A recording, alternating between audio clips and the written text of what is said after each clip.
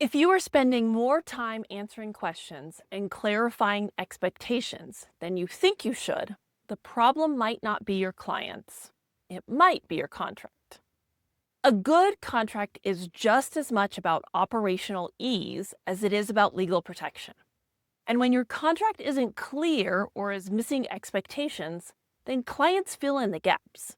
And they assume that your process is whatever is easiest for them. But that's not always the case. And because of that, it creates a surprising amount of back and forth to get on the same page. And when you spend project after project manually figuring out those details, it adds up and it makes projects feel heavier than they need to. Most creatives think that contracts exist for the rare problem situations. And yes, they're super helpful when those happen. But a contract really exists to get everyone on the same page by literally getting everybody on the same page. There's an art to writing a good contract, just like there's an art to your creative work. And an artful contract clearly outlines expectations from the beginning.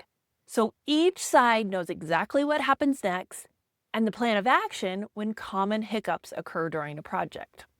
When you have a well-written contract, your contract carries its weight. And it supports you by reducing the decisions and explanations required once the project begins. You should think of your contract like a gift to future you. It's there to help busy future you that's juggling too many projects and is tired and doesn't have the bandwidth to explain the same thing for the 50th time. It's there to help future you have one less thing to manage later and stop doing the same things over and over and lighten your admin load. As we talked about in the previous video, if you find yourself answering the same questions over and over again, it's a clue that you have unnecessary friction.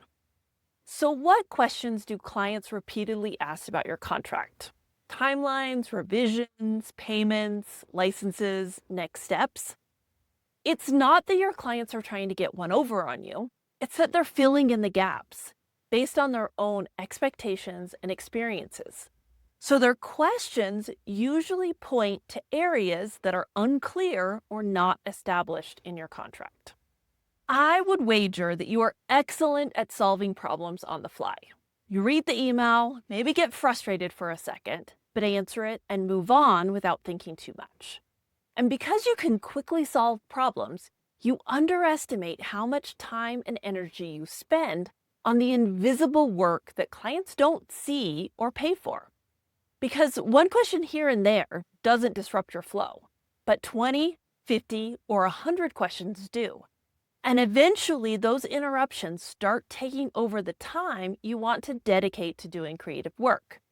And that's when you start wondering why your business feels so heavy. The most common place that an unclear contract shows up is scope creep. When your contract's unclear about revisions or deliverables, every phase of the project turns into a new negotiation. So rather than just doing the work, you have a huge amount of unpaid mental and emotional labor going into having these conversations, even when you aren't disagreeing, because you still have to answer the questions, even when you're on the same page. That's why reducing ambiguity matters so much, because uncertainty creates conversations that could have been avoided. And when you have fewer gray areas, you have fewer questions.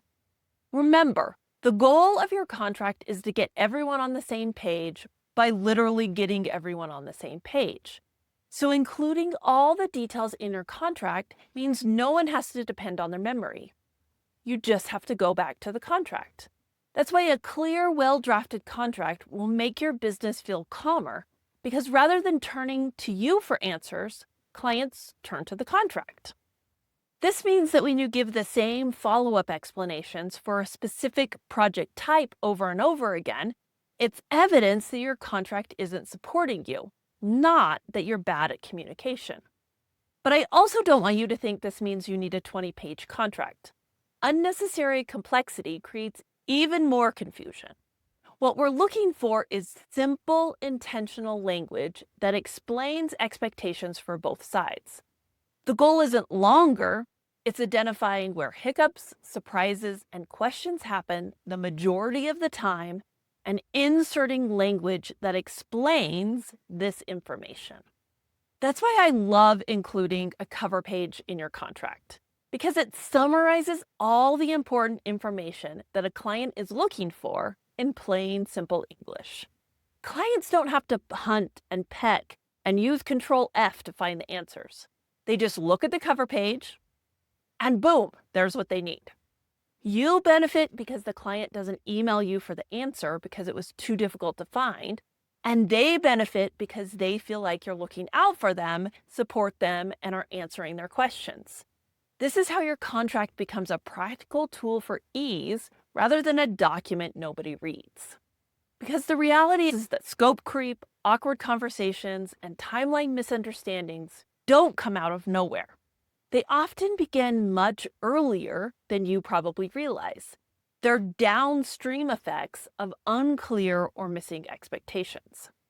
This means that by inserting proactive resources upstream, you'll have less issues to clean up. It's always far easier to prevent friction than to manage it once it's started snowballing. Remember, your goal isn't perfection. It's solving the biggest friction point one at a time. So take a moment, scan your inbox. What repeated emails are in there? Because that is a pattern you can use to identify an opportunity to reduce one important friction point. You'll start to feel relief when you lessen that one point. And each time you lessen one friction point, you're going to have a little more breathing room and a little more time to focus on things. One reason I love contracts is that a good contract should actively align with your workflow and make your admin easier. Good contracts make projects feel lighter. They make your day-to-day easier. And when contracts are clear, there's less chance for misunderstandings, and you'll reduce the likelihood that a worst-case scenario will happen in the first place, because everyone leaves the project feeling good. Now, I don't want you to think this means I'm encouraging you to run out and hire an attorney to completely rewrite your contract. Instead, what I'm going to encourage you to do is create a little note on your phone or your computer called contract hangups. And every time a project feels heavier than it should, document where that friction started.